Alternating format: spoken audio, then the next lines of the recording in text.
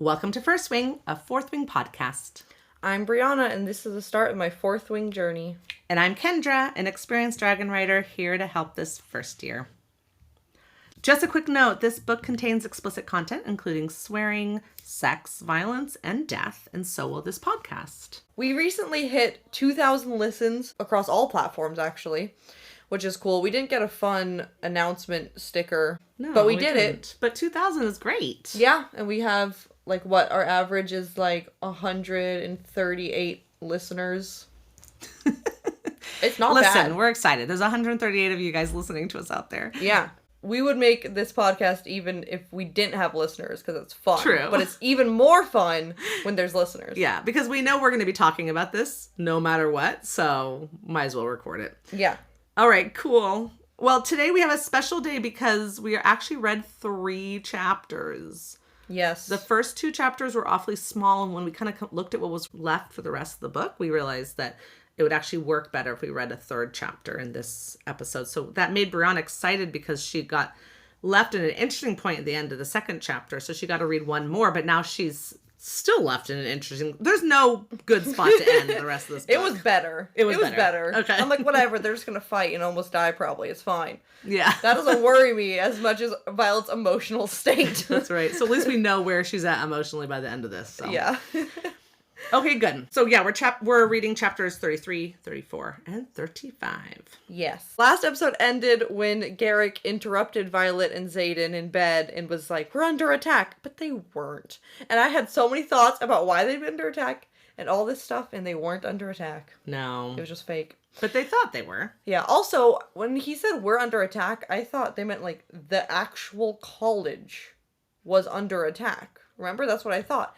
But it wasn't the actual college. Even in the pretend universe where they were pretend under attack, it was like Navarre. The country is under Not mass attack at all the borders. Yeah.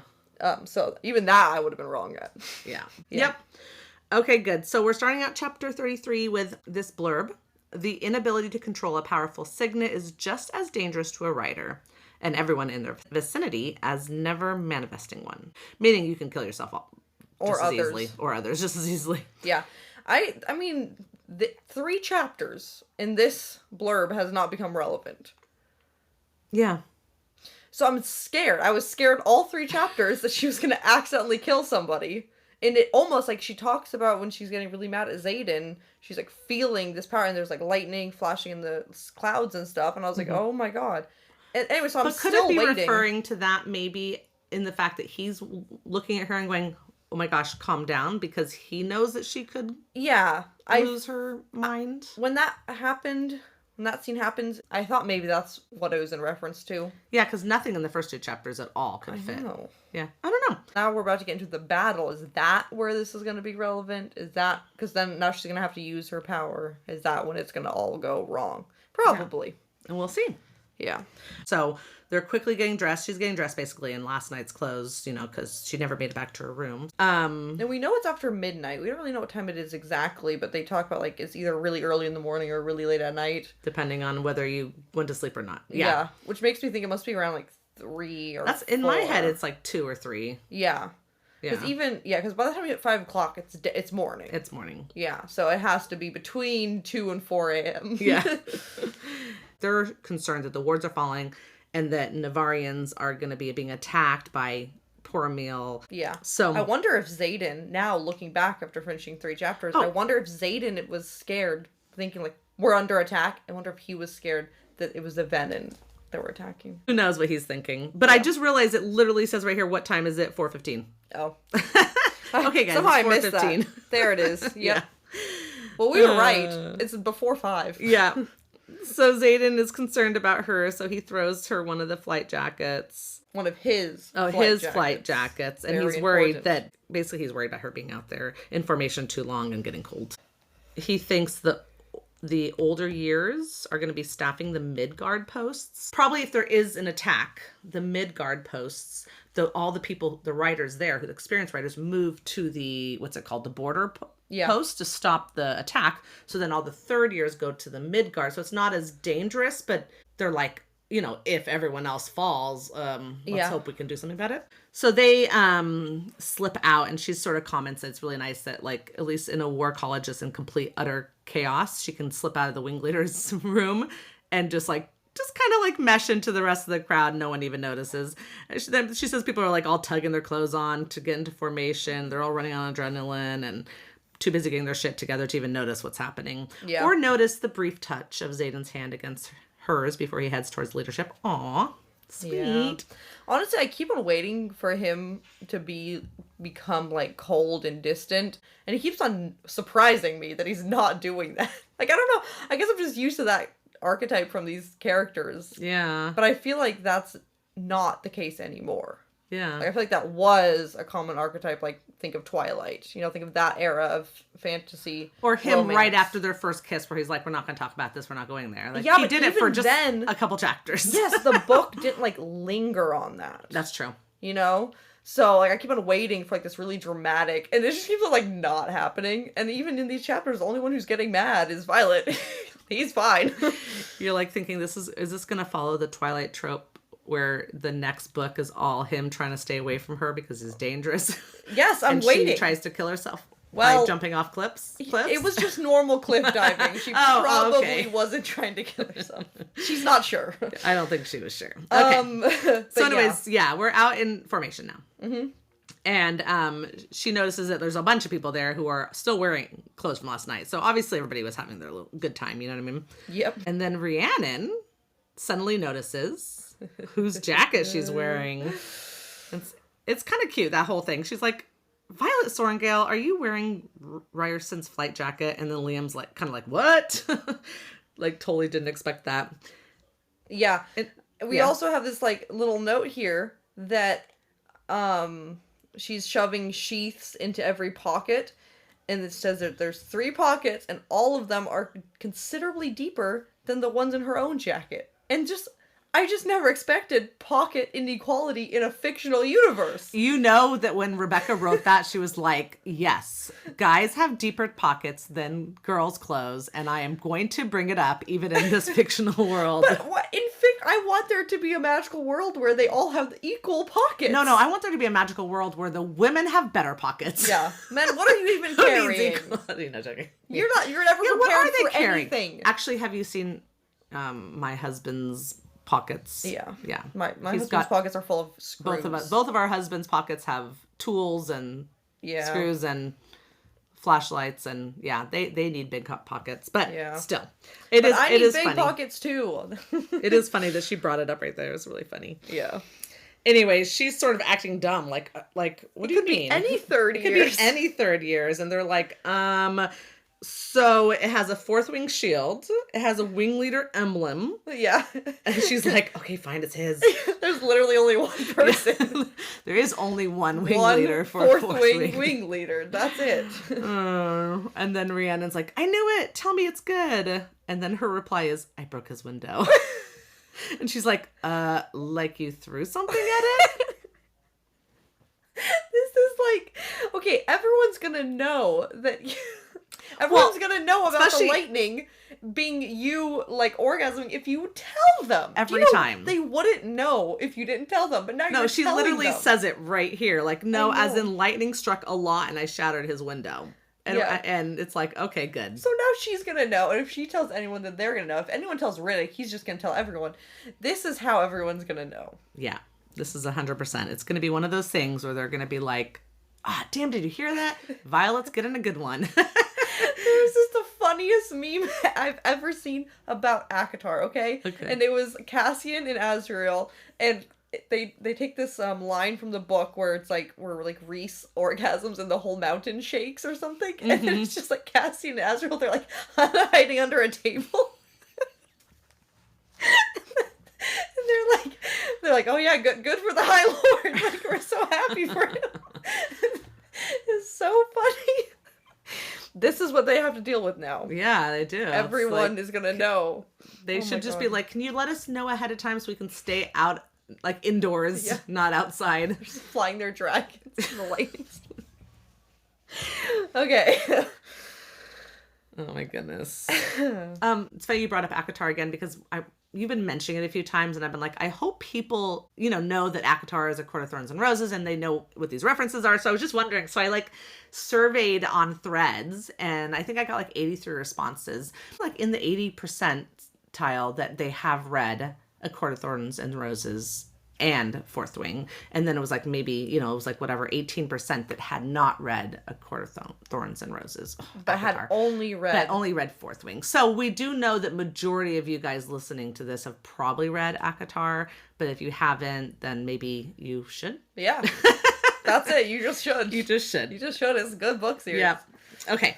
Good. So back to Fourth Wing. So she mentions that lightning struck a lot and she shattered his window. And she glances over to Xaden, and she's like, and look, there he is now, all calm, cool, and collected. And then she thinks to herself, I wonder which is the real version of him. The one standing up there in complete control, ready to command his wing, or the one I had inside me less than a half an hour ago? Why can't it be both? That's my exact words on my paper. Why can't it be both? What? I don't know. How are these two? Why do they have to be two different people? Have you heard about compartmentally? How do you say that? Compartmentalizing? Compartmentalizing? Yeah, have you heard about different situations? You want him to act like that when he's commanding the wing? What are you talking about? We do act a lot different in our home than we do in our professional settings. Believe me. Especially if you're a boss. Yes, especially if you're a boss. So it's it's such a weird thing to think. Is. Anyways. It is. Xaden finally sends her a message and says fucking war games. And that's when she realizes, we're not really under attack. This is the war games. What did you think when you read that? I was just like, oh my god, I've been so, my brain's been going like Violet's. 100 miles an hour, thinking about everything that could be happening and what's gonna happen next and all of this based on false information. And I was like, god damn it. Yeah. Yeah. And at that point, you're just almost disappointed. Oh, jeez, I thought we were going to finally have a war or something more exciting, but... Yeah, I mean, I was disappointed because I wasted all that energy trying to theorize what was going to happen for nothing. Oh, that's what we're doing here. So Dane shows up, and Rhiannon, the best friend in the world, drapes herself over Violet's shoulder to cover the emblem on the jacket, and I was just like, good backup. Yeah. Wait. I mean, not that he doesn't find out minutes later. Right, but she's being very considerate. She is being very considerate. And I was like, I really hope she doesn't die. Every time she's really great. The more great she is, the more she's gonna die.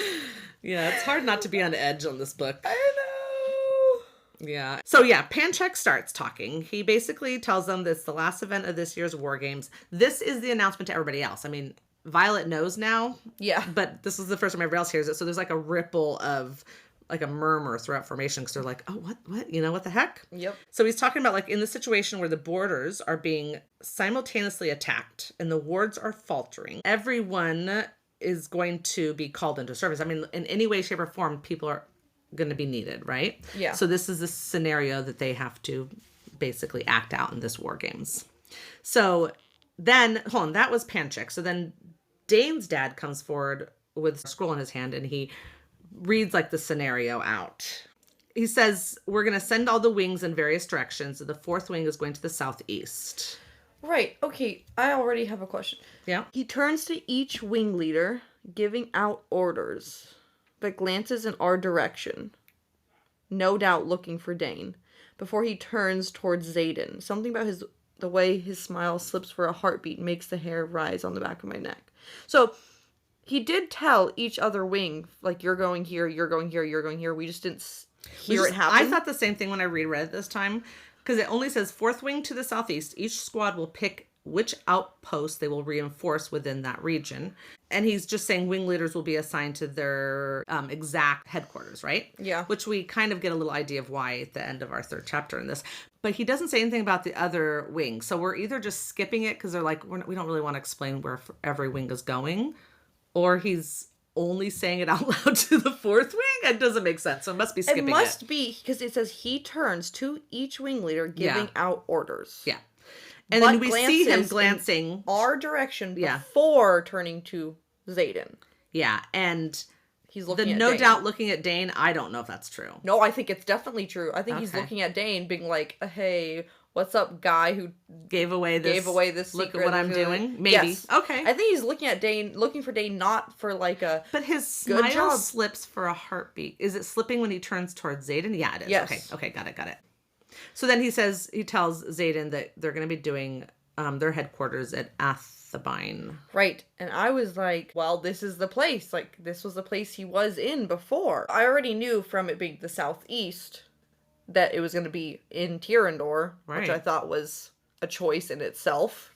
Right. I was like, okay, it definitely seems like testing loyalty situation. Worse than that. But that's what I was thinking. Yeah. And then they literally send him to the exact place that we know that he was at before. Yeah. And we didn't know why.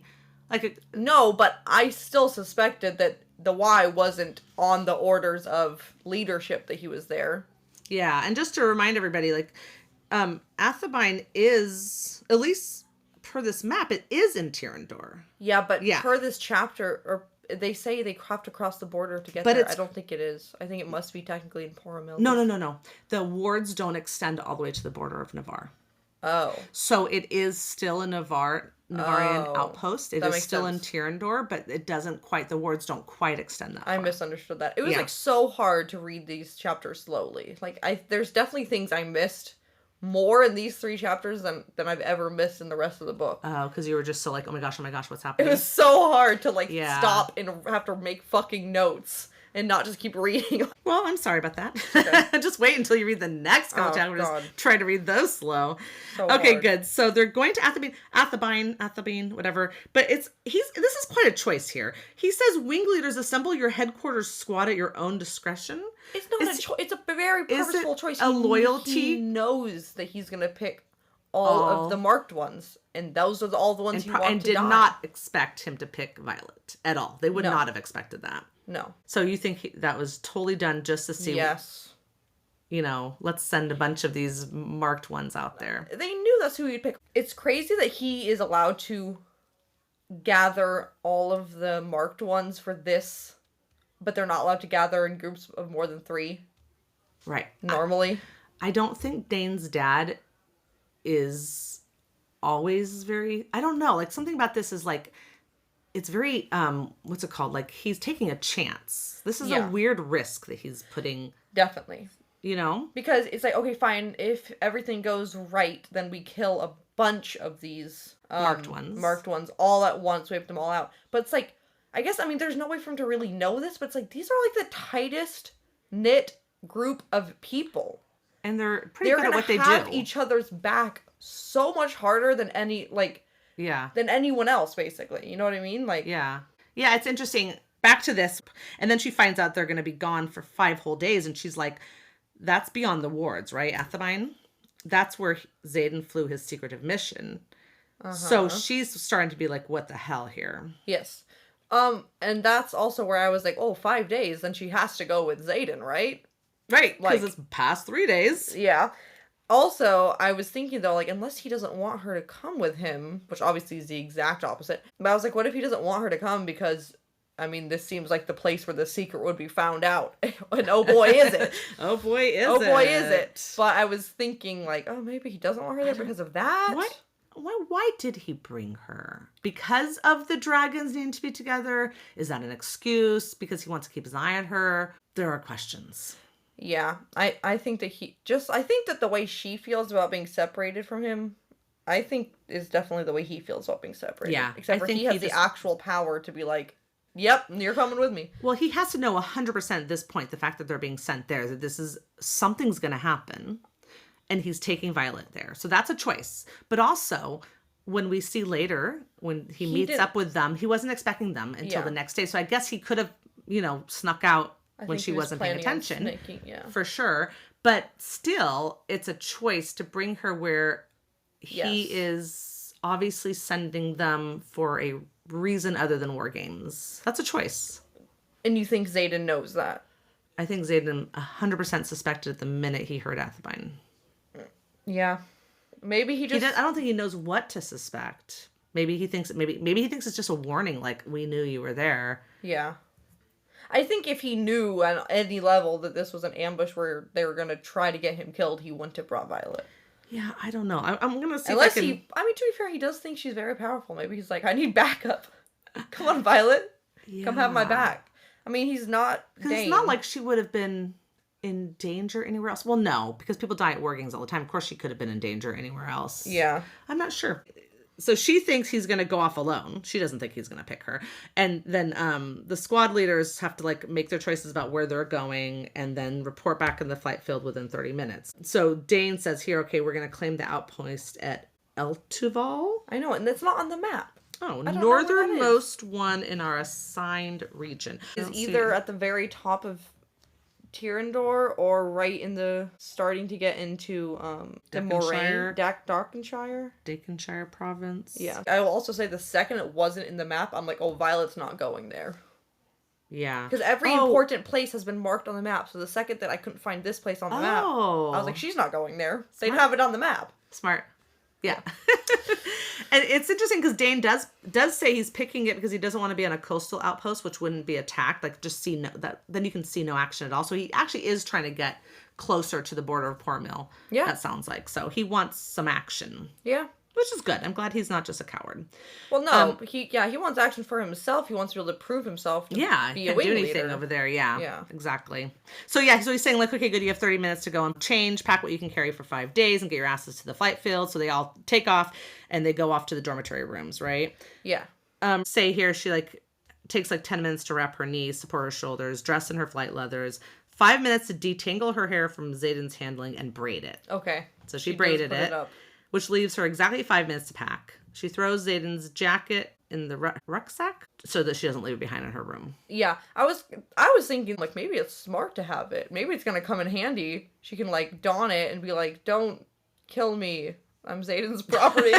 Maybe. That's great. I love it. They have a little like in mind-to-mind conversation here. Xaden says, wear every single dagger you own. She says, I'm already wearing 12. He says, good. She asks if I'll see you on the flight field. His answer is yes, but it's very curt. Probably distracted, but also at the same time not wanting to actually tell her, oh yeah, you're going to see me on the flight field. You're also going to see me for the next 5 days, you know? Yeah. Is he worried that she's like not going to want to come with him or something? It seems like that in the later conversation that he was a little worried. Best time to be like, hey, you might want to let Dane know. You might want to pack for different weather. I don't know. It's colder down south in this world. That's right. So now they're all like packed and they head out. Well, I say they because she bumps into Rhiannon and Liam, but they head out back to formation. And I think, it says the kitchen staff are handing them out food, which is very nice of them. Yep. I worry about that sometimes. I worry about my fictional characters eating. Like I just get hungry on their behalf because I'm like, you haven't eaten anything. What's happening? That's so funny. Anyways. Yep. And there's just like this nervous mix of energy and anticipation, everyone. And it says that a lot of people are hurling up whatever they've had to drink. My thought there was like, are they like, okay, I need to be sober, so they just stuck their finger down their throat to just get it out of their system so they can like, you just get the poison out so that you can be a little bit more awake. The way they're phrasing it is weird. It doesn't seem like they're all accidentally throwing up suddenly at this point. Because wouldn't they have been throwing up in formation? Right? Yeah, I think they're doing it on purpose. I think they're like, okay, time to sober up. Yeah. Stick your finger down your throat. Well, what else can you do? I don't know. There should be like special sober up drinks in this world. Yeah, they have fertility potions or whatever, so why not? Maybe that's what this is. Maybe this is a drink you take, and throw it makes up everything. You throw up. Yeah, I'm going to go with that. My new headcanon. Yeah. I like how Rhiannon's like so Gryffindor. She's just like, we're going to win. I know we're going to win. We're the best. We'll win. Yeah. I'm like, okay, girl, you already won everything else. It's so okay. Chances are probably high, I guess, at this point. So. She's also very much wants to be a squad leader. She says, I can almost taste that squad leader designation for next year. Violet asks Liam if he's interested in doing that too. And he just says, we'll see. She says he's unusually tense, which I think... I started picking up on this. Like, the second Liam was being weird, I'm like, oh my god. This is terrible. Yeah. Like, whatever Xaden has planned, I don't know. Like, I was so worried. So I was thinking, here, this is the first time it's mentioned. Uh-huh. So I was like, okay, maybe it's just because of where they're going. Where they're, just because they're going to Tyrrendor. I don't know if he knows anything about Athebyne. The people who went last time, who went was Bodhi, Garrick, and Xaden. Did she ever think about the fact that when she saw the three of them come back from somewhere, Bodhi was a second year, not a third year? I don't think she thought about that. Yeah, I mean, I didn't think about that. Yeah. Interesting. I didn't think about that until now. Okay, fine. So Liam is feeling a little tense. Yep, and I kept on tracking this throughout this whole thing. Yeah. I love how, I love this so much. I love how she notices Taryn is standing in Kath's place. Kath is Dane's dragon. Yeah. And he's just like edging him over. Her. Kath's a her. I don't know. It just says. No, Kath is a her. Per the Empyrean wiki, because, every fandom has a wiki, it says gender male. Fine. Swordtail, red, golden eye color. I feel like Kath in my head is short for Catherine. So. Yeah, but these are all like. I know. Not... Dragon names. Yeah. Anyway, so he edges out Kath and is just like, I'm here because I'm the badass. Yeah. And he's being rude to Dane's dragon. Yeah. And I think it's because he doesn't like Dane. Yeah. He's just being rude to Kath. Yeah. And it's kind of funny because, Dane sucks so much, actually. Maybe like the worst. Wow, that's some feelings. Oh, boy. The fact that you've ever defended him, I can't even. Okay, so... I'm sorry. So anyways, and Darna's there as well. And she's, Violet's a little worried about that because they're like, well, now she's got to fly and keep up with us. But, oh my God, so cute. She notices Darna's wearing something. I know. She's like, what is that? And Darna says, the wing leader had it made for me. See? It hooks to Terrans. Yeah, I thought that was really cool that they keep on doing these. And we kind of see how it works because it's like a magnet. So maybe that's kind of... And also, he can do it with his claw. I know. When he let her go, he just like hooks his claw, hits something, and she plops to the ground. Yeah, so we're getting some idea of how his harness might work. Probably magnets and buttons that his giant fucking claws can poke. Well, maybe. I mean, it's a big saddle. He's a big guy. Listen, this alone just shows you how cool Xaden is. That he's figured all this out is amazing. Thinking about Indarna. Like, totally. His love... I mean, to be fair, both Sigale and Taryn, really love Indarna, yeah. So that probably helps, too. Yeah. Yeah, like, their relationship is kind of hard to tell. It's like, are they kind of like adopting her? Like, what is she to them? But it's very cute. Yeah, they're giving, like, adopted aunt and uncle vibes. Like, they're not, like, quite parenting her. Yeah. But they're, like, there for support. Yeah, exactly. And they love her. Exactly. She thinks it's so cute and makes her adore Xaden more. Of course, it makes us adore Xaden more. Yep. And then she suddenly realizes, oh, wow, 5 days away, right? And she starts to ask him, like, are you going to be all right if you're separated, right? But she doesn't finish because Dane calls out.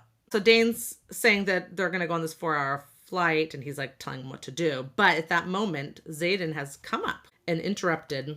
And I like how, she had just finished asking a question to Taryn that she didn't even finish. Yeah. And so now he suddenly replies, don't worry, Silver One, everything is as it should be. Well, because she's also thinking in her head, which Taryn is, pretty much constantly in. Like, how am I supposed to say goodbye to him? And how are our dragons going to cope? And he's like, oh, don't worry. We got this. Everything's under control. He knows the plan. He knows too much of the plan. I like how Dane asks Xaden, how can I help you? And Xaden says directly to Violet, I need you. Yeah. I'm like, oh, yeah, you do. I know. I was like, yeah, that's exactly what I wrote. I wrote, really? Yeah, you do. Yeah. Like, you do need her in more ways than one, buddy. Exactly. It was so funny. And I like how she just is like, relax, he wants to say goodbye. I'm like, well, first of all, that she thinks that.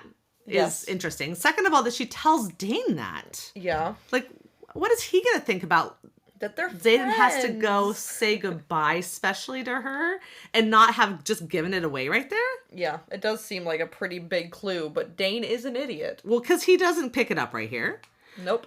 Although, I think he's being kept on his toes because immediately Xaden says, if you're saying goodbye, it's to him. Uh-huh. I'm constructing my headquarters squad, and you're coming with me. So are Liam and Imogen. Mm-hmm. And she's like, what? Yeah. Like, I'm still a little bit like... surprised. What was his thought process here? Yeah. Yeah. I mean, his thought process could have simply been like, I really just need to keep us all together bond-wise and stuff like that. Emotional, the dragons, everything is just easier. He can also keep an eye on her because, he would be worried the whole 5 days. Yep. There could have been all that going on, and he just figured whatever trouble they're going to run into, he's got it. I don't know. Yeah. He does seem overconfident a lot of the time. Yeah, the question is it overconfident? Yes, that's true. Well, I haven't seen him confident? fight for realsies, so I guess we'll see soon. We will see soon. Okay, then Dane says, the fuck you are. She's a first year, and Athabine is beyond the wards. Yeah. So this is why I was confused. I was like, oh, so it's in Poromil, but No. you've explained now. Yeah. Yeah, Xaden points out that, like, well, you didn't argue about Liam. Hello. Liam is also first year. Why are we just arguing about Violet? I love whenever, like, Xaden does this stuff. He just, like, he loves pointing out, like, you are being weird here. Like, you're being weird about this because of our background. You're being weird about this because of our background. Yeah, he's pointing out that there's more than So just annoying. what Dane says is going on in his head. Yep. Yeah. You But I was made like- a highlight here about Liam. Yeah, I being was, like, ready. thinking that maybe this is what he was stressed about. Because Liam But was then already, he looks like he, knew that was going to happen. Yeah. Yeah. Because he was being tense earlier, but no, I just, like I said, it keeps on building, and I'm like, Liam's attitude was the only thing that was tipping me off that something, like, weird was gonna happen. Yeah. Because Liam is never like this. I know. He's such a chill guy. Yeah. So now Dane's just saying, like, Liam is the best cadet among first years, which I guess is his reason why it would be okay for him to go beyond the wards. His reason why he didn't care. If Yeah, I Liam guess was so. Going. And it's 'cause he's Xaden's so like, great. well, Sorengale wields lightning. I mean, Yep. come on. Xaden's also like, I don't owe you an explanation, second year. Segale and Taryn also can't be separated. Yeah, and then Dane is like, Dane's like, that you know of? Or can you honestly tell me Sigil was at her wit's end when you showed up at Montserrat? You've never fully tested how long they can be apart. And I was like, okay, you might be right. Like, you might be right, but also shut the fuck up. Because we all Dane need to suspects know something. it's 3 days, because then they can stay together next year. Right. It's 3 days. Stop asking questions like, was she at her wit's end? But I think Xaden's answer was so great. I feel like asking her yourself. Yeah. And then Segale stalks forward growling. Yeah. Like, no one's gonna ask her that question. Yeah. You would be dead. Yeah. It doesn't matter if you're a second year squad leader. No, especially when your writer, like, you know how attuned they are to their dragon and rider. Yeah. And if the writer already hates this guy, that's not going to help in the not killing this guy That's true, on the dragon's end. Yeah, she gets worried about, Violet gets worried about Dane here. She's Yeah. like, uh-oh, I don't really want him to die. Yeah. And she also mentions how scary Segale is to her, too. and Xaden literally says, this is an order. Dane comes back with, or has this been your plan? Oh my gosh. Oh, no, I just my read God. this and I'm embarrassed for him. Okay, he I says, know. or has this been your plan all along to separate her from her squad so you can use her to get your need for revenge on her mother? Shut up. It's such a childish thing to say. You're being so childish. Maybe But he looking really back, maybe he really believes does he this. really believe that, or is he just trying to say literally anything Anything. to stop her from going because he knows the fucking plan? If he knows the plan. He knows the plan. Xaden says he knows the plan. Yeah. So Violet thinks this is an idiotic thing to say as well, and she's like, Dane, you know that's not going to happen. And then he's like, do I? Whatever. It's like, none of these words are even worth reading because they're just annoying. So she tells him basically to shut up. And Xaden says, please do quit while you're behind, Ados. instead of while you're ahead. You want the truth. She's a fuck a lot safer with me beyond the wards than she is with you within them. We both know it. Yeah, and he's looking real angry. Mm-hmm. And so... And as she mentions that the look in his eyes is similar to Segale's. And she's like, this is why they are together. Yeah. You know? It's that dangerous glint in their eye. So then... She's also worried about Dane again. She's constantly worried about Dane's life here. Dane doesn't realize how much she's like trying to protect him. But she puts her hand on Xaden's arm. She's like, Xaden, stop. If you want me to go with you, I'll go. It's that simple. Uh-huh. And then this is where Xaden looks at her. His eyes soften. So cute. Dane finally notices something. Yeah. You know why? Because he's always paying more attention to Xaden's thoughts and feelings and attitude than he's ever paying attention to Violet. That's why he notices here. He doesn't notice until Xaden gives a sign because he's so weirdly obsessed with Xaden. And Violet's like an afterthought that he's like convinced himself he's in love with, but I think he's just in love with being the protector. Maybe he has a man crush on Xaden. Or, yeah, I mean, I just think he's extremely jealous of Xaden. And is joking. also a little scared of him. Yeah. So Dane has caught this look, says no fucking way. And then she, drops her hand from Xaden's arm and like pivots to him. Oh, and but she can tell caring about his feelings. She can tell right now that Dane knows. And she's worried about it. She's like, Dane, and he's like, him? You and him? Yep. Also, by the way, earlier, I don't even know if I mentioned this, but when she says like, this is so simple, like if you want me to go with you, I'll go with you. I was like, it really is that simple. He's literally your wing leader, Dane. Like, the fact that you're sitting here and how long has this conversation been going on? Anyways. I mean, it does, like, in hindsight, it makes more sense why he was being, like, where he was, like, really not letting this go. Because he knows something. Because, obviously, okay, we know that Dane took the information from her and gave it to his dad. Yeah, and then the line, I'll miss you. Yeah, so you put all that together, and it's weird. Okay, but let's go back. So Dane knows something's going on, and then he's like freaking out and saying he didn't listen. He heard some rumors but didn't believe them, which is actually kind of nice of Dane. Yeah, but then I'm he glad says he knows, but I'm scared that he's gonna do something dumb with this information. Right. He says here, "Don't go, Violet, please. He's going to get you killed." And I noticed you didn't highlight it, so that means that when you read it this time, you didn't really think anything, because we figured by now Dane's been Dane always saying that all the time. But now that you've figured out what you've figured out so far, it makes a little more sense. Oh God, and yeah. Yeah. She basically tells him that he needs to let it go, and he looks horrified for a second, but then masks it and says, if he's what you choose, then I guess that has to be enough for me, doesn't it? That's the sentence that, like, looking back, literally sounds like he's like, well, I guess you deserve to go die then, because you chose to be with him and not me. Doesn't that give that just like a little bit? Yeah, and so does the line, I'll miss you, Violet. Oh, God. No, there's a lot going on here. Mm-hmm. Because he leans in to whisper, I'll miss you, Violet, and then he heads off. Anyways, okay, to be continued on that. But Xaden says, thanks for trusting me. So we did get this idea that he sort of was worried about her agreeing to come. I guess, yeah. And she says, always. Which is very cute.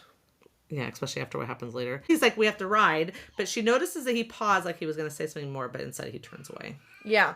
Also, there's this line where she's like, oh, I'm so glad that this is like the end of it now. Like, Dane has accepted that I'm with Xaden, and it's all going to be behind us now. And I'm like, oh, this is so not going to be behind you. This is in front of you. Are you sure it's in here? Fine. You said all that in many more words than she said. She just said, thank God all this nonsense is behind us. Yes, I did say a lot more, but okay. I was like, it's not. No. It's so in front of you, it's so not behind you. Yeah. And then after she says always, and he says we have to ride, he then pauses like he's going to say more, like you said, but turns away instead. And I was like, was he going to say, I love you? Like, was he about to say it? Because that's what I think. It must be what I think, maybe. Or change what we his know mind. now about everything, maybe he was going to say this is going to be dangerous. I don't know. Maybe he was second guessing himself there a little bit. I don't know. I just didn't read any of this as if he thought that this was a trap he was walking into. Yeah. So if there's something that happens in the future that makes us think he suspected something, then fine. But so you think maybe he didn't suspect something until they arrived in that deserted and it was like emptied out. Interesting. I think that I wonder if we'll find more. What later. I took from it, which was like obviously stationing all of them in Tyrrendor, and I'm sure he has most, if not all, of the marked ones in his wing because he's personally responsible for all of them.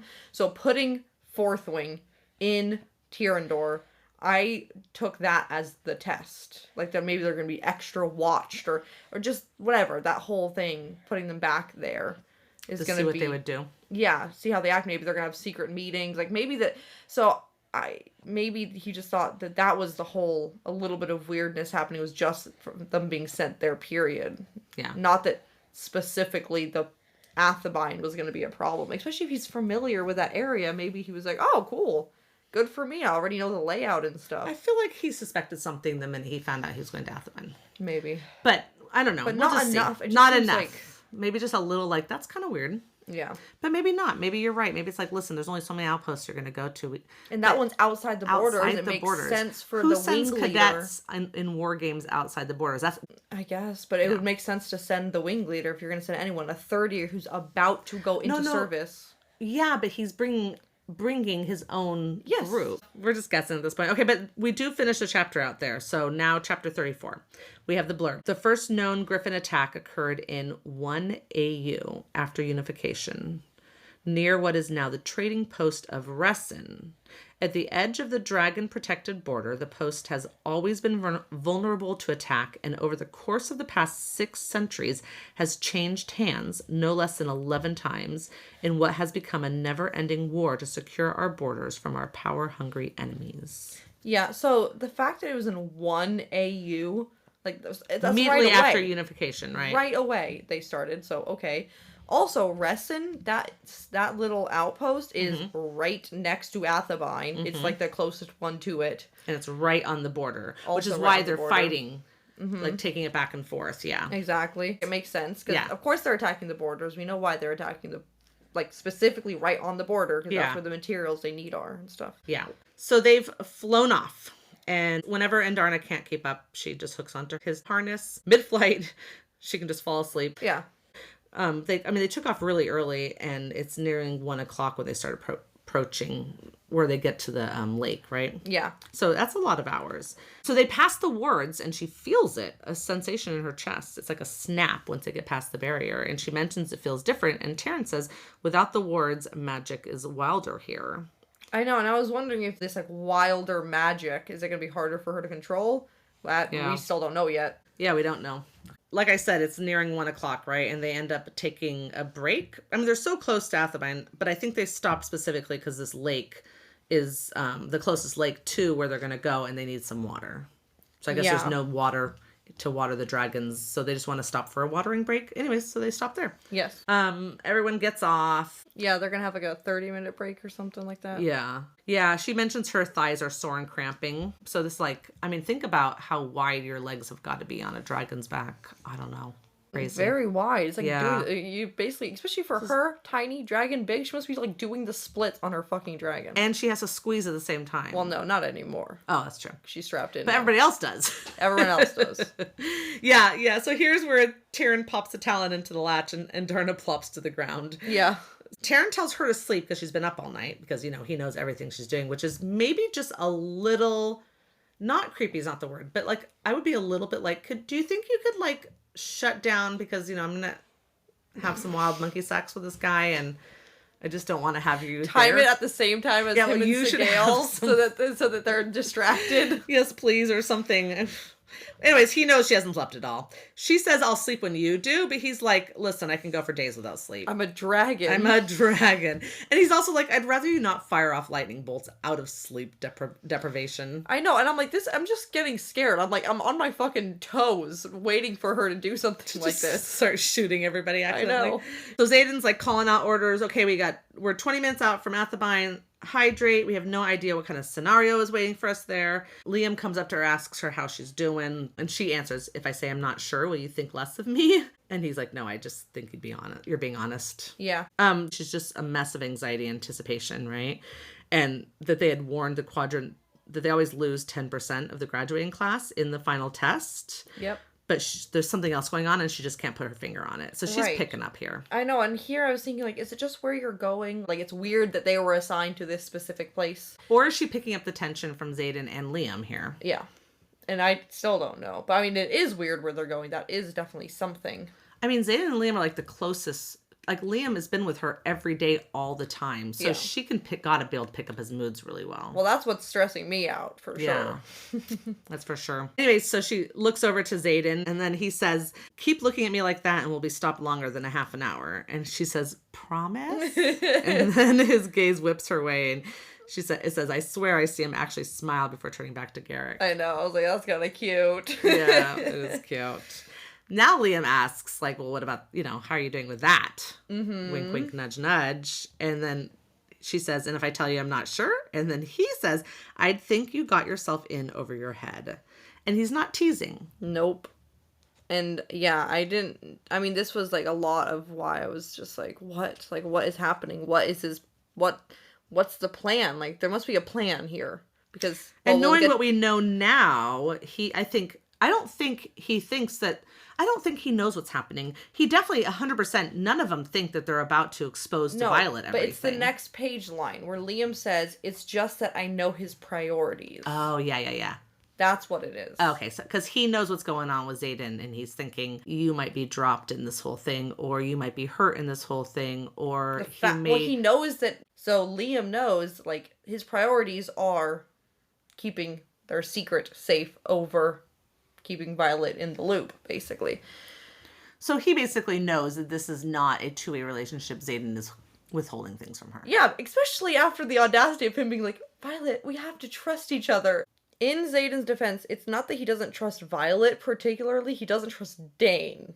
Oh, yeah. Which is fair. Very fair, because of we know that is and a he great does point. say, trust me. He doesn't say, I'm being honest and telling you everything about my life. No, just he saying says trust. we have to trust each other. Yeah, but he's not trusting her with this. Oh, I see. But again, is it that he's not trusting her? Or Dane, or is he not because trusting Dane can... her relationships with the others, people's? Or the fact that Dane can just cup her cheek anytime, any place, and find out where he went recently. Yeah, exactly. Yeah. So, like you said, Liam replies, it's just that I know his priorities. Which is interesting that she doesn't ask what the hell does that mean. But whatever, she doesn't. Maybe she's thinking his priorities are, like, his wing. Or, like, his ambitions. Sure, I'm surprised that she didn't find that as a weird red flag, but she does, like, apologize to Liam for dragging him having to come along because she was coming. Because she thinks that the only reason Liam's there is because she's there. Yeah. Which is weird because Xaden could watch her just as much as Liam could. And she also doesn't realize that every single person around her are all... They all have their the rebellion relic on them. Yeah. They're all the marked ones. She hasn't really realized That's true. He says I'm not scared. No one is hauling me. And believe it or not, Violet, sometimes my orders actually don't revolve solely around you. Yes. Which is true in this case. So this is, again, I was like, so where they're going, Athebyne, there is something totally happening there. That they need people with skills like Liam to be there. Yes, for sure. Not just people with skills, but trusted people in their group. Yeah. You know? Exactly. So she goes off to take a pee and then comes back. And Xaden, like, takes her hand, like, laces her fingers with his fingers, and then walks off with her. And she's, like, thinking he's breaking his own rule, like the rule of, like, doing this outside of those four walls, right? Because the second she was like, oh, he's breaking his rules, I was like, something bad's gonna happen. He's only doing this because something bad's gonna happen. Well, he's doing this because everyone around are his people. Yes, that's really why he's doing it. But no, he doesn't know something bad is going to happen. But I suspected right here that something bad was going to happen. Also, my God, I can't wait till we get to this part. He literally just says, no one here is going to say a single word about you. I trust every single person here in my life. She still doesn't see it. Yeah, to me, I was like, I already suspected that's all the people he brought with him. But when he said that, I was like, oh, okay, so they must all be Tyrandors and stuff from the rebellion. But she still, like, when she notes it, like, oh, I just noticed that they all have the marks. I was like, oh, that wasn't obvious, Violet? Like, I think it was obvious. Yeah. So he's just saying you should rest and all that. And then they go outside of others. And I love how he backs her against the boulder and then crouches down in front of her. Yeah. And I'm like, we're all thinking the same thing. I think he's just messing with her, like, the same way that she was messing with him. It's totally. But he's just, not just. There's no just about this at all. But he's massaging her legs. Yes. He just wants to touch her. There's no question. I'm pretty sure he just, like, basically says that. He's like, this is not... I think he actually says that exactly. Okay. He says, this is not just me being, like, selfless. Oh, yeah. Not just altruistic. I'll take any excuse I can to put my hands on you. Yeah. Yeah. And he comments that he's sorry about this morning. And she's like, what? And he's like, we were in the middle of something if you don't remember. She says, is it wrong to wish we'd had time to finish? And his response is, not sure I'll ever be finished. Yeah. I'm way too fucking greedy when it comes to you. And this is where they start making out. Yep. You made a note, though, that when he was, like, making out with her, her heart pounds so hard that it sounds like wing beats. Oh, we're there already? Wing beats in her ears. Second, she was like, it sounds like wing beats. I was like, the griffins are here. Really? Yes, because... You didn't think it was other dragons? Because this author... No, I said griffins. That's the whole note. Because this author does this all the time with, like, oh, I shattered light glass and then the glass shattered, or like whenever Violet like just thinks something's happening in her head, it's always actually happening. When she's like, oh, the weather describes my emotions perfectly, it's like, well, because you literally did that with your emotions. Like, this is such a theme. So when she was like, oh, just the second it was like, it sounded like wing beats in my ear, I'm like, nope, it is absolutely wings. The Griffins have arrived. Now, to be fair, I thought the Griffins were going to try to beat them up, not chat them up. Not like meet up with them again, obviously. Yeah, but I called it being Griffins right here, and then when I was right, I was like, I know this author. I'm getting her writing style down. Oh my gosh, that's so cool. He does say something also. So in this whole conversation where they're like, I'm going to keep you, your mind, all that. He says, I've been yours for longer than you can ever imagine. This is Xaden saying that. Yeah. Whatever that means. And then that's when he suddenly breaks the kiss and then looks like something's happening. Like he's listening to something. And then he says, shit. Mm-hmm. Violet, I'm so sorry. I know. I was just like, oh my God. Like, just oh my God. Just, oh my God. Just, oh my God, we're here. Something's happening. Something exciting is finally happening. I mean, not that this whole book hasn't been exciting, but it's been like leading up to this. So yep. We hear a woman saying, is this seriously how you dragon writers spend your time? And he suddenly just like totally like shadows her out, right? So that no one can see Violet. But this girl says, silly to hide what's already been seen. And if rumors are true, there's only one silver-haired writer in your death factory of a college, which means that's General Sorrengail's youngest. So then Xaden says, fuck, and says, I need you to stay calm, Violence. It's just so weird that to me, it was so weird that this random woman from Portmill even knew General Sorrengail's name. If you're in a war against another country, you're going to know about all the key players and everything you can find out about them. The leadership people will. Like, it's just, to me, they don't... I guess she's just in the college still, but the higher ups know, I'm sure, a lot more. Definitely know a lot more about what's going on. Which side? In Navarre. But this is the girl from Portmill. I know, but I'm like, who is this random girl? I got it. Who happens to know who Violet's mom is? Like, who is she? That she knows. And you don't find out in these chapters, right? Who she is? Okay. That we just know this, like, off the bat. Yeah. Like, it just you know that so she's got to be someone to know this. Yeah, and even, like, as the conversation continues, then she's saying, like, oh, like, a Sorrengail would never, like, risk their life for, like, not their country or whatever, which I think that she's referencing Brennan. Maybe. But anyways, it's just very interesting. I'm like, who is she? She's not just like, oh, flavor text writer. Yeah. She's like, she's coming back, right? Yeah. For sure. Okay, yeah, so he's telling Violence, I love how he calls her Violence here, to stay calm. And she's like, what the hell? She doesn't know what's happening at all. When she finally sees, it's a pair of Griffin riders standing about 30 feet away. And she mentions that, like, the Griffins are about a third the size of dragons, but... Yes, they could still kill a person. Absolutely. Yeah, it's just... I was just like, what is even the plan of them being here? Like, I was so confused, because I'm like, they're so incredibly outnumbered. Yeah, what kind of Griffins are just going to land among, 7, 8 dragons? I forget how many. I don't know, a good bit. So I'm like, okay, so, like, they must know that they're safe, but, like, what is even the plan here? Like, I couldn't possibly figure out. And it makes more sense when we know that they weren't supposed to be there at that time. See, and once we find out why they were warning, because if they weren't, if I was Xaden, I would have just killed them all on the spot, in a way, because they were putting everyone at risk by popping up. How do they know that Xaden didn't bring other people who didn't know about it? You know what I mean? Like, it's only because it's a warning that it really makes sense. Otherwise, I'm just like... Yeah, it was so crazy. It would have pissed me off big time if I was Xaden at that moment. Yes. And I mean, he's kind of pissed off. But... I mean, they are also definitely... I mean, they're warning them, and they're putting their lives in danger by coming and warning them as well. Yeah. Yeah. And... Exactly. And we'll see more about that, too. So she calls to Taryn. Taryn says coming. She tells Andarna to stay with Sagail. I'm surprised Sagail wasn't coming, or why she even thought Sagail wouldn't want to come if Xaden was in danger. It's kind of weird. And then Sagail's response, I love this so much. There's going to be a little theme on this, just so you know, with Sagail and eating things. I'm just going to tell you now, and it cracks me up, and I love it every time. But here she says, the Griffins look tasty from here. And then Violet says, they're the same size as you. No. For a two in Darna. Wait, you said Sigale. Two in Darna. Oh, I'm sorry. Two in Darna. Oh, and Darna wants to eat them. Darna thinks that the griffins look tasty. And they're the same size as her. Yes. I have to say that I have kept off of Fourth Wing things, but I didn't realize that these people who were dressed as characters were dressed as the dragons because they didn't look like they were dressed as dragons from this book series. Okay. So, but one of them said, "In Darna, we don't eat our allies." Yes.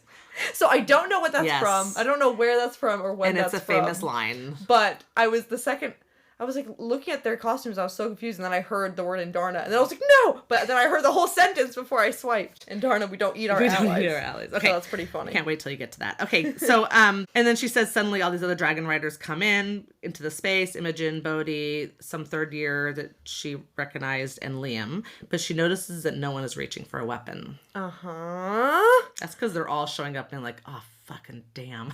Yeah, I was like, what is happening?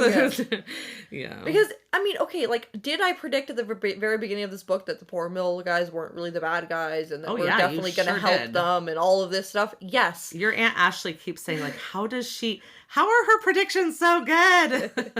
Like, I thought this was coming, but we've had no indication of that except for that generally whatever you learn at the very beginning of the book is all like wrong, it's like it's all wrong and it's gonna be switched. You've had a couple little things, but I just couldn't figure out like what, like, were they planning on meeting up with these guys? Like, why? Like, what is are they gonna turn Violet over? But I couldn't imagine they were gonna turn Violet over to them because Xaden just said he was keeping her.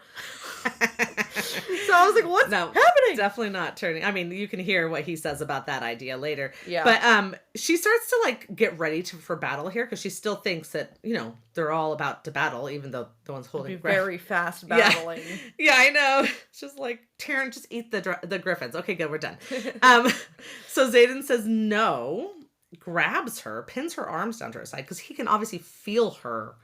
Probably through the bond, right? Getting ready. And she's like, what are you doing? Taryn lands. I know. And the woman's like, holy shit, that one is huge. Of course he is. I was like, at least he's here. Like, we know that Taryn will always be on her side, as we see right here. Oh, yeah. Like, even 100%. if he does know what's going on. And even if he did keep it from her. Oh, yeah. Also, that kept on coming to my mind this whole time. I'm like, if there's like this master weird plan, like, wouldn't Taryn know? He would know. Why? Oh, yeah. So she must not really be in danger if he knows. Oh, I see. Yeah. Yeah, that's a good point. Yeah. Yeah. But yeah. So Xaden has like gotten her, like, her face, and he looks at her and he says, if you have ever trusted me, Violet, I need you to do it now. Yeah. I just have to say, we can talk about it later, but like, she doesn't trust him. No. She doesn't. She does a little bit. I mean, she does like let things roll right here, but she doesn't trust him. And this is one of my biggest problems with Violet. Really? Is how she handles this scenario. But we'll talk about it as we get farther. I just want to say that because right here, every time I read this, he's like, if you have ever trust, she just needed to wait until he could have explained things to her, but she doesn't. Because I don't know. I feel like I do, like, obviously knowing everything I know about how fantasy books are written, like, yeah, okay, I saw this coming for a long time, but she's really thought that he's loyal to their country, that he's done all of this stuff to keep these people safe. Like, she's admired all these things about him and what his past was like and what he's gone through. And to learn that this entire time he's been continuing. It is like whether he's in the right or not, he is betraying their country. He is actively betraying their leadership. No, but he's actively weakening their borders, at least as far as I understand it, by taking this thing, whatever this thing is that they need to use to kill the Venin. He is part of actively weakening their borders. He is betraying their country's leaders this whole time behind her back. I mean, you're not wrong. And maybe it's easier not being emotionally involved in looking at it. Maybe it would have been different. Yeah, because we don't really care about Navarre. But she cares about Navarre. The argument that I've always been on Xaden's side on about is the fact that he was like, I couldn't get you this information because at any minute it could have been taken from you. And I agree with him on that. Yeah. And would he have eventually, like, he was working on her, he was working with her on the Lesser Magics. He was working, maybe he could have eventually gotten her, you know, enough shielding so that he could say, okay, good, I have some things to tell you. I don't really know, but when you are in the middle of the most secret rebellion in the world, you don't just fuck someone twice and then tell them all their secrets. Like, I'm going to tell you about it. Yes, I agree. I agree. I think that her feeling betrayed is interesting. Yeah. Being mad at him because everything she's ever stood for, everything she's ever known, he's working against that. But she's also just getting evidence right now that there is venin and wyverns. I mean, sorry, we're kind of jumping ahead a little bit, so maybe let's see how it comes out here. So he tells her to trust him. He then, like, literally passes her off to Liam like a little trust turkey, and she's like, no fucking way, right? Yeah, let go of me. She says, let me go, and when Liam says he can't do that, Taryn just roars so hard that spit flies onto Liam. And Liam's like, okay, got it, point made, no touching. Yeah. So but that point, this is where the line comes that she realizes finally, like, she suddenly realizes that this is not just being an attack from the Griffins. And this is where Xaden says, you're fucking early. Which means he knows these people. Yeah. Yeah, and this is where I stopped reading for a day or two until we decided I could read more. And this was a crazy place to end. I bet you had so many thoughts. I did. I kind of couldn't figure out, like, what... Okay, so they're early. So what does that mean? That means that he wanted them to show up when Violet probably wasn't around. That's what I thought. Oh, gosh. I wonder if anybody could have thought at this point, like, oh, maybe the Griffin Riders are part of our war games, but no. No. You're supposed to be battling us tomorrow. Gosh. That's funny. I'm in the middle of making out with my girlfriend. But I was way more worried about how Violet was going to react to this than what was actually happening. Okay. Because, like, I do already, like, trust Xaden. I trust that whatever he's doing is for the good reasons. Like, I mean, this whole book, what have I thought? That the rebellion people were right, that they had the right idea, that whatever they were doing was the right thing. I mean, he could just be an evil lunatic. But anyways, so I was just, like, freaking out, like, how is she going to react? Like, I hope that he can explain it well and stuff, so, yeah. All right, so we are at chapter 35. It says in the top, in his last days of interrogation. So we're talking about Fen Ryerson here. But in the last days of his interrogation, so he did not die at the end of the battle then. No. He was captured. And interrogated. For days. Apparently, which does not sound fun. So it couldn't have been that day. That's the thing. No. However, I think it could still be the day that Brennan died. Oh, I'm sure, because it's the last day of the battle. But yeah. In his last days of interrogation, Fen Ryerson lost touch with reality, railing against the kingdom of Navarre. And we know now that he didn't lose touch with reality. No. He accused King Tari and all who came before him of a conspiracy so vast, so unspeakable that it does not bear repeating by this historian, which is the stupidest historian in the world. Can you please repeat it? No, every historian would, well, I don't know. The execution was swift and merciful for the madmen who cost untold lives. No, I think he wasn't allowed to print that, period. No, there was no way they would have allowed him to. So that's what he had to say instead. Mm-hmm. Interesting. We're basically at the same spot we ended with. He said, you're fucking early, and she's like, what the hell? So Xaden says, what happened to meeting tomorrow? We don't have a full shipment. Yeah, and okay, so for a second, I was like, maybe this is like the trade agreement stuff, right? We know there's a trade agreement with Poramil. And who would we send? Obviously Xaden to do the trading. No, I didn't really think that, but I was like, it's possible. No, exactly. The woman says it's the shipments, not the issue. And Violet is like trying to figure out what is happening. Xaden knows them. He's working with them, aiding our enemy. And this is where she's like suddenly feels that betrayal cutting her. Yeah. Like she's like, this is why he's sneaking off from the quadrant, which is probably true. Now Xaden says to the woman, you were waiting nearby to chat on the off chance that we'd fly by a full day early? And she says, no, we were patrolling from Drathis yesterday. It's about an hour southeast from here. And he's like, yeah, I know where it is. But they said that for us. And then one of the male Griffin riders says something like, I don't know why we're bothering to warn them. And Xaden's like, warn us?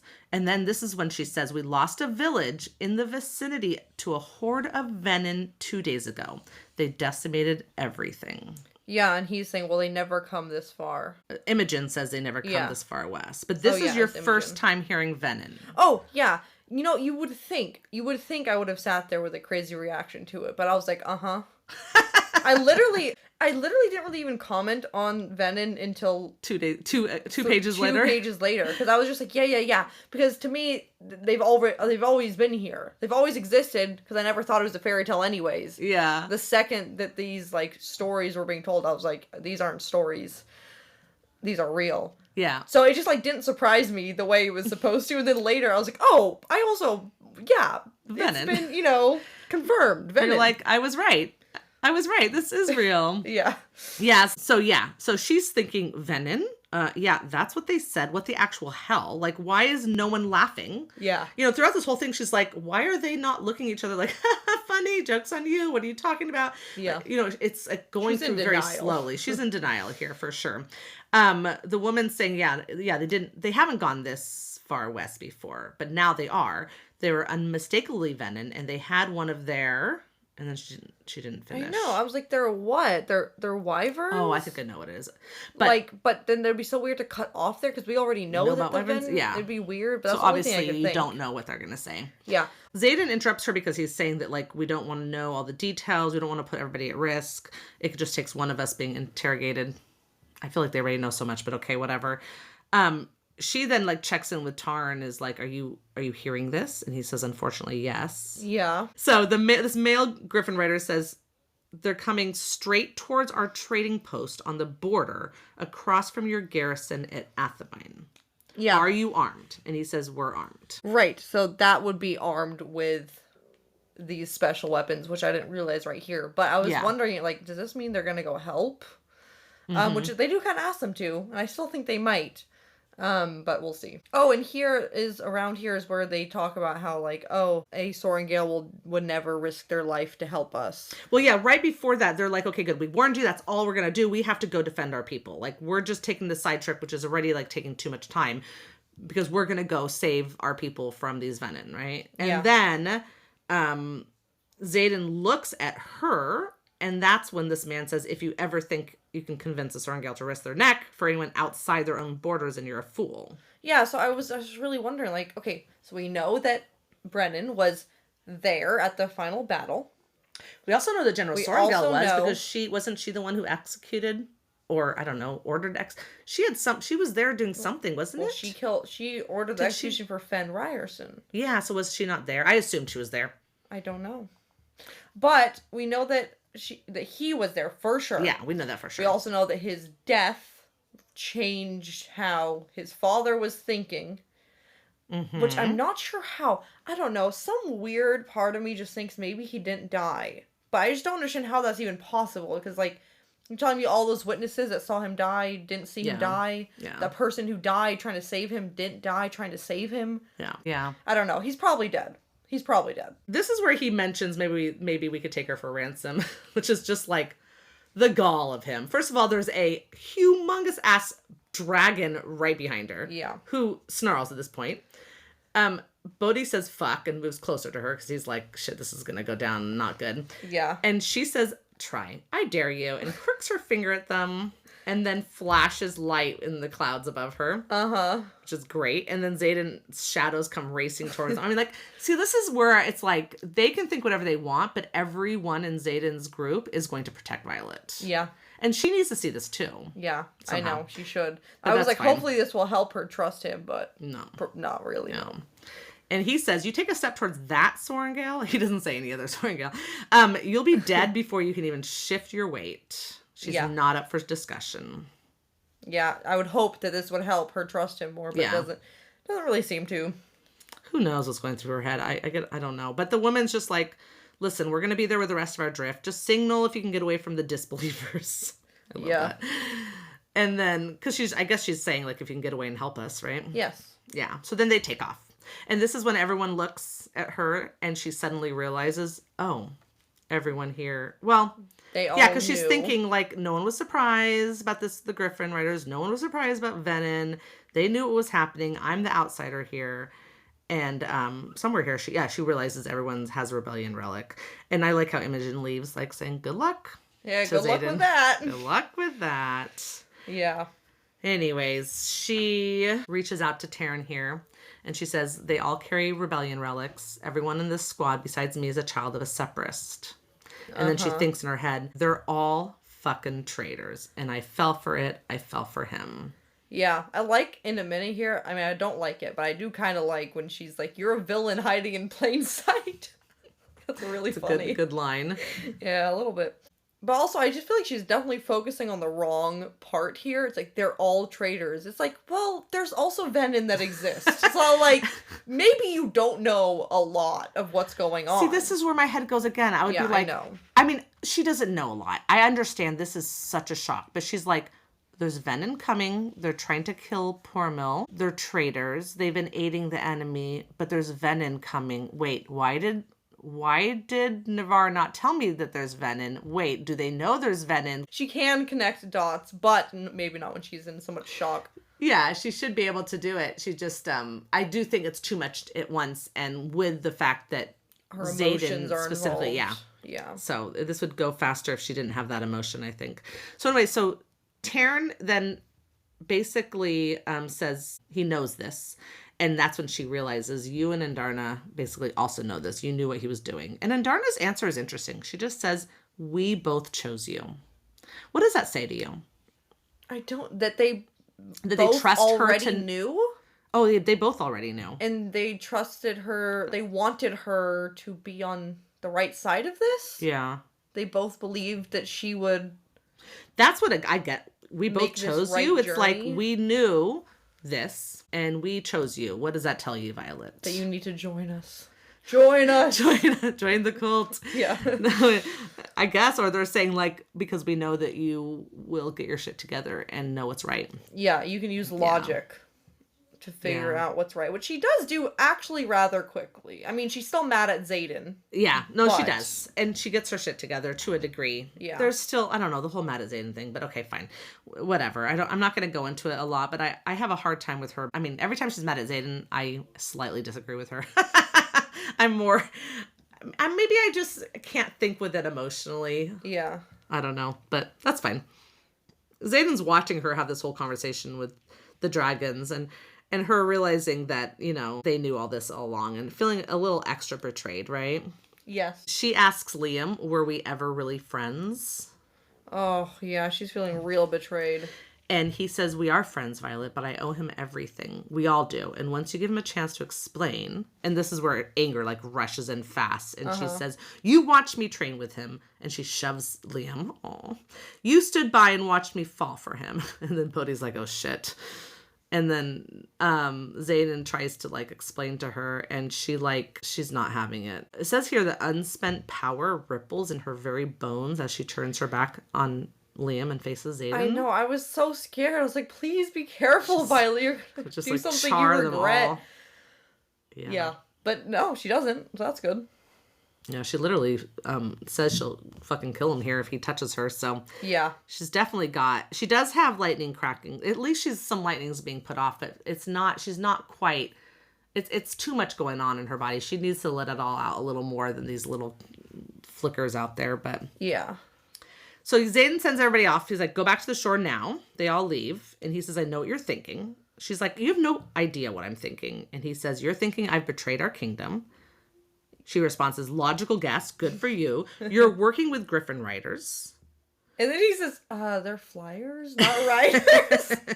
Well, but this is where she says, gods are such a cliche. Xaden, you're a villain hiding in plain fucking sight. Yep. But yeah, his response to that is they're flyers, not whatever. I know, it's so funny. I know, and she's just like... She's like, semantics! Yeah, totally. There's nothing worse than semantics when you're in an argument. So she's like, you're working with the enemy. And he says, did you ever once stop to think that sometimes you can start out on the right side of a war and end up on the wrong one? And she's like, in this particular case, no. I was trained as a scribe, remember? All we've done is defend our borders for 600 years. You're the ones who won't accept peace as a solution. What shipments have you been giving them? It's amazing that he didn't he just answers weapons, right? Yeah, he should have said more. I feel like he should have answered something before he damns himself with the word right, weapons. Like, hey, don't you remember the note that your dad left about how the scribes can erase history? Yeah, so much he could have said here, but instead he just says weapons, which totally, he's just digging himself in a hole. And she's like, that they used to, but this is where she says that they used to kill dragon riders, and he says, no, these weapons are only to fight venom. And then she says venom are the stuff of fables. So this is when she remembers the book her father and the note. Put the note in the book, and he says folklore is passed from one generation to the next to teach us about our past. And this is the choice she has to make. Like, we're getting right here. Yeah, we're right here. Because he's like, they're real. And she's like, you're saying people who can somehow tap into the source of magic without a dragon or griffin to channel, corrupting their power beyond all salvation, actually exist. They're not just a fable. And he's like, yes, they drained all the magic out of the barons, and they're spreading into Portmill, right? Right. And this was like, I was kind of spot on this prediction from last episode. When I was editing it, I heard myself talk about, after she found the note, Xaden says like, oh yeah, my dad always said that the venom came from the barons and blah, blah, blah, but then eat your vegetables or whatever, right? So he just does that little bit. And I was like, okay, I was saying that I thought that was true. Like, they must come from the barons. And the reason why Portmill is mad, this was something I had said, was because, like, their magic is getting taken away. Or their magic had been taken away. Or something like that. Right. Which is, basically pretty much there. Because they're talking about draining magic. Yes, exactly. Yeah, no, for sure. And she's like, what's the fable again? One brother bonded to griffin, one to dragon, and then the third grew jealous and drew directly from the source, losing his soul and waging a war on the other two. And he's like, yes, this is not how I wanted to tell you. And then she's, gets mad at him, like, you would ever tell me, whatever. Yeah. But, maybe he wouldn't have, I don't know. She does ask Taryn if he wants to add anything to the discussion. Wait, hold on. Yeah.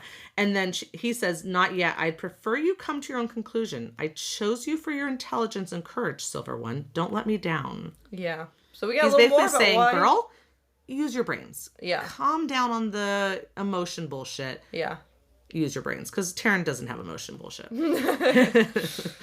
So she's like, okay, fine. If I were to believe that venom exists and roam the continent wielding dark magic, then I'd also have to believe they never attacked Navarre because... And then her brain is starting to work. Oh, because our wards make all non-dragon magic impossible. It also must mean you can't become a venom while being in Navarre, right? Because you wouldn't be able to take that magic from the ground. Yeah, that's what we're like kind of getting from this, right? Yeah. And then Xaden's like, yes, they'd be powerless the second they cross into Navarre. So that's why no one from Navarre knows anything about venom, right? Yeah. So she's like, fuck, that makes sense. I desperately don't want it to. That's in her head. So she's like, okay, so you're going to have me believe that we have no clue that Portmill is being relentlessly, viciously attacked? And he's like, or you have to believe that we know and choose to do nothing about it. And she's like, what the fuck? Like, why would we not help people who are slaughtered? Uh-huh. And that's when he says the only thing that kills venom is the very thing that's powering our wards. Right. And he's letting her basically think through this, right? And so she's like... So the reason why is because they'd have to weaken their own wards in order to help. And they're too scared to do that. Even though they could... In theory, they could they make more of whatever's powering their words to do this? Like, who knows? But we don't know. We don't know how that's all working here. I think whether we find out or not, I don't know. But either way, they're cowards and bad people. Yeah, because people are dying, and they're just like, we are cozy in our wards. Yeah. Yeah. Which is what we see now, what Fen Ryerson was fighting against. He was like, we're not doing this. So. Yeah, for sure. So she's like realizing this is why there's been raids along their borders, and that because they were trying to get that power so they could save their villages. So he shows her a black handle dagger, and she sees that it's like, what does it say? It says it's got an alloy embedded into the rune marked hilt. And she says, you took this from my mother's desk because she saw one exactly like this. Yes, and I was like, I knew that this wouldn't be a throwaway line about a dagger. Yep. And he's like, no, your mother probably has one of the same reason that you should to defend against venom. So she knows. She knows. And if she knows, it's like, I can't decide. My brain's split in two. I'm like... I want to hear this. I'm like, it's either she was like, she's very deep in the conspiracy. In the bad people conspiracy. And she's like, fuck, I think Violet might be able to figure stuff out. in the scribe quadrant. We should send her to the writer's quadrant where she can probably just die and we just don't have to worry about that anymore. Or she knew stuff before her husband died and she's kind of slowly trying to work in the good guy side of things. So you're swinging on two sides here, far beyond them. They're very opposite. Yes. So it's either she's like trying to kill Violet to stop Violet from finding out because she thinks there's a chance that notes and secrets and stuff were passed between her father and Violet, and maybe she even killed her own husband knowing he was figuring out too much. Like, she could be the worst person. Or this could all be like an act and a ploy and a plan, and yes, she's cold-hearted, but that just makes her plan, she can do it without emotion attached to it, you know what I mean? She's just like, we're doing this, but we have to do it smartly and slowly and carefully, and she wanted her to go into the writer's quadrant in hopes that she would figure this out, and that she would do something, or to see if she was powerful enough to withstand, or something like that. Yeah, those are very good two opposite possibilities there. Yes, okay. But from the very beginning of this book, I was like, why did she put her daughter in the writer's quadrant? There's like no explanation. It just doesn't make any sense. She says it's She says it's just because to bring power to the Sorrengail name or whatever, but like that's fucking dumb. How is she gonna do anything if she's dead? Yeah. Wouldn't she be better as a really good scribe that everyone is like, oh, the best scribe or whatever? Yeah. Like, it just didn't make any sense. So yeah, after he gives her the dagger and she's thinking about the dagger, the raids, it's all right there. She says, "You told me there was no chance we could be fighting something like this." And he says, "No. I told you I would hope that if this threat was out there, our leadership would tell us." Right. And she's like, "You twisted the truth to suit your needs." Yeah, and I was like, he probably does that a lot. Yeah. He probably does that a lot. He's very good because at that he kind does of stuff. hope that the leadership would tell him. He knows they're not, but he hopes Yep. they would. Yep. So she's like, okay, she's getting this, like, Venom are real, right? And he's like, "I could lie to you, but I'm not. I've never lied to you." So he's just twisted the truth, basically. She's like, "You could have told me at any time, but you hid everything from me." And he's like, "I should have told you months ago, but I couldn't. I'm risking everything by telling you." And he says the reason he's risking is because her best friend could see the memory. So he's talking about Dane at that point. And he's like, whatever you know, he could find out. And what do you think he'd do with this knowledge? And she's like, what would Dane do? Like, she's thinking, like, she even thinks and hesitates for one single second about what he would do with this. She wants to think that he'd care about all these people suffering, but what he would do is go right to his dad. Yep. Yeah. And Xaden's like, "This is bigger than you and me violence." And this is where I'm on his side 100%. Yeah, I think and so leadership too. will stop at nothing to sit behind their wards and keep the venom secret. I watched my own father execute trying to help these people. I couldn't risk you too. Yeah. And then he's like, "You love me," and she's like, "Loved." And I love how confident he is here. He shouts, "Love." You love me. Yeah. He's not taking this bullshit of like, it's over now. Yeah. Anyways, he's trying to tell her everything between them is real. He's like, "If I have more time, I can explain more, but we have to get to our assigned outpost. I just need to know if you believe me." And she thinks about it. She's like, "Yes, yeah, I believe you." Thank God. Yeah. But she doesn't forgive him. She just believes him. She's still mad at him, but she's like, "Okay, I believe you. This bullshit's happening, and this is ridiculous." Yeah. But it's happening. He gives her the dagger to keep because obviously she needs to defend herself as needed. And Darna kind of pops in here and says, "We know we didn't lie. We just didn't tell you everything." And she's like, "That's lying by omission," which is true. And then I like how Taryn here says, like, "She's right, Golden One." I know. And he's like, "You have every right to be angry. We made a choice to protect you without your consent. It was an error and one that I won't make again." I know. This was so sweet. I was like more emotional about her being mad at her dragons than her being mad at Xaden. You're like, "Meh." I was like, whatever, they'll figure it out. Fuck some time and get over it, but this is like, their whatever, dragons. Xaden's super hot. I'm sure she'll forgive him. But yeah, I know. I was like, oh my gosh. And this is where she starts to think things I think is very important. She's like, if Venom exists, we'd have record. And yet there weren't any copies of the Fables of the Baron in the archives. Yeah, the one location, right? The one location Navarre should have a copy of every book written or transcribed in the last 400 years. Then she's like, wait, 400 years? Our history spans over 6. Yes, I know. So she's starting to realize there's something weird with the archives as well here. Yep. And she even says the only original text is no older than 400 years. But she does realize her dad was spelling it out for her. And he was like trying to say like the scribes have all the power. Yep. You know, they can change history. Yep. And Taryn hears her and says, yes. One generation to change the text. One generation chooses to teach that text. The next grows and the lie becomes history. Mm-hmm. So that's like an interesting overall idea there, you know. Definitely. Could happen anywhere, anytime, even in real life. Yep. So yeah, so they've all landed now at the outpost. They show up and find that there is no one there.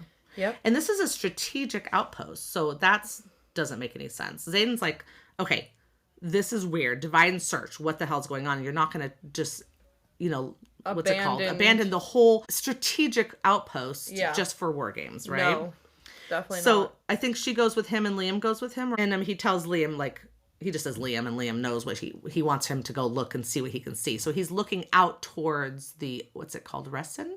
The town that's out there. Yeah. Okay. And this is interesting because this is where now he's starting to suspect other things. So he says the look in his eye is anything but welcoming. And he says, what did Dane say to you before he left? He leaned in and whispered something. And she's like, he said something like, I'll miss you, Violet. And then Xaden's body goes tense. And then he says, and he said I was going to get you killed. I know. And this is where I was like, oh my God, is leadership planning on killing all of these guys? Yes. Basically. Or but she's like, what would Dane have to do with this? And Xaden's like, did you tell him about my trips here?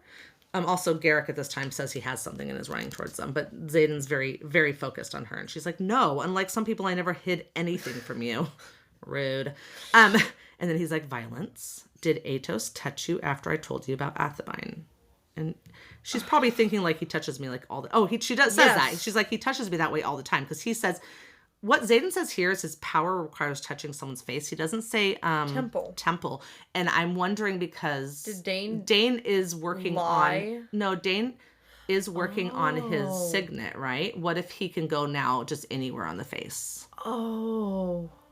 Yeah? Yeah, because I think she would notice if he touched specifically touches the temple. But we did talk about this whole, like, how you can hold do you hold a face? The cheek and still have your fingers at the temple. So who knows? But he just says the face here, right? Yeah. And she's like, yes, but that's how he always touches me. I would know if he read my memories. And then Xaden's like, no violence. Trust me. You wouldn't. Oh, my gosh. You won't know. How are you going to feel that, right? Yeah, I don't know. Maybe she thought you could... Maybe thought she could feel it like against her shield, kind of like when she had to go through Xaden's shields to grab the pocket watch or something. It just makes me think about Harry Potter, where like the times where you suspect that Dumbledore is using legitimacy, Harry's memories flash through his head. Yes. So that's how we know. But in this case, I don't feel like anything happens like that. Yeah. I wonder if it's like kind of like she's so familiar and open with Dane, even when they're fighting. So her mind is just open immediately. Yes. He doesn't have to ruffle around or whatever it's called. Yes. Yeah. I cannot believe he's done this. I cannot believe he's done this. I know. I cannot believe he's done this. I can't believe you've ever defended him. Do you know what's crazy? No, listen. Listen. He was taking her memories just for the fun of it. Not only because he was like suspecting something or whatever. He was just taking because listen, okay? At the party, he touches her face at the party. Mm-hmm. When she's thinking in her head, not saying out loud, but thinking like, oh my gosh, like, I don't love these parties and stuff. And he grabs her face and then he goes, I'll cover for you. Mm-hmm. And we're like, oh, he's being nice here. No! I mean, he is, but no, he's taking her memories without permission after she's already set that boundary with him. She's already said, like, don't ever do that. Mm-hmm. And he's doing it and then using the... I'm pretty sure that moment in the party is when he reads her mind. I mean, when he gets this memory about Athibine. Yeah, probably. Yeah. But he's then using but you're saying he's using it for fun. Like a nice guy. But you're just assuming because, wait, listen. I'm not just assuming. No. I'm just saying. The reason I'm saying you're assuming is because if that's the only time he read her mind and he was looking for the information, I don't know. I'm just saying if he was looking for that information, he could have seen the other memory too, but he's found Athibine. Yeah, and how would he not know they were together at that point? It doesn't even make sense. Oh, that's a very good question. Maybe there's like a way to like spear in, like, look for... that's a very good question. He'd be looking for memories with Xaden. Why did he not see her having sex with Xaden? Yes. Especially because she was thinking about it pretty much, like, nonstop. I'm just... Well, I don't know how his power works, so I'm not sure what to say about all that. But here you go. He's a bad person. All we know is that we're pretty sure here that he read Violet's we're not pretty sure. Mind. And told his dad. Told his dad, right. Okay, good. And then was aware of the bad plan because, you're going to get her killed. He was aware. He must have been aware. Yes, you're right. So at this point, she's kind of realizing what the fuck. And then Garrick brings this envelope to Xaden. She recognizes the handwriting. It's from Colonel Atos. Garrick says, what does it say? What's our assignment? I'm surprised that he's not... I mean, maybe he's still hoping, right? Yeah. And then Liam's like, guys, I see something. Oh, shit. So there's so much going on right here. Then Xaden's face drains of color, and it says our mission is to survive if we can. And that's when she realizes Dane read my memories without my permission. I've unknowingly betrayed Xaden, betrayed them all. And then Liam's like, guys, this is bad, which we don't get to read because it's on the next page. He's trying to get their attention and they're all in this conversation. But Xaden's like, this isn't your fault. We've been sent here to die. Yeah. Dun, dun, dun. So first of all, I really hope that no one dies because Violet would blame herself forever if anyone dies. God forbid it's Liam. So anyways. She definitely takes everything very, very personally. Yes. And also, he has no redeeming qualities. I hate Dane so much. Sorry, you just said, I hope it's not Liam, and then you're like, he doesn't have any. I was like, what are you talking about? I just cannot believe you've ever defended him. What? Just stealing memories for what?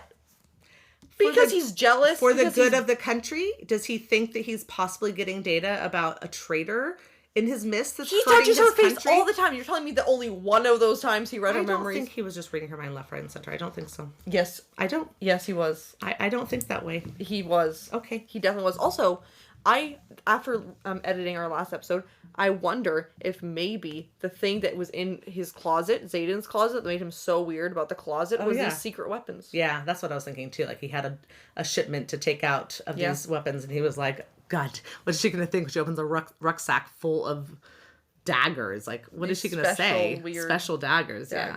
Especially since she had already seen one in the mom's office.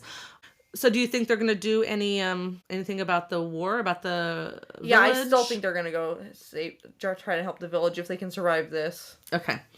So we're going to see that. We're going to see that because next week, we're going to do 2 chapters next week and 2 chapters the last week. And then the last 2 chapters are short, but that's kind of good because then we can talk about all the predictions for the next book and stuff. Yes, and we can go through the notebook and go through the predictions I've made that haven't yet come true. Or ones that either did come true or proved false or whatever. Yeah, we can go through that. We can see if we have enough time at the end of that episode for that. Yeah.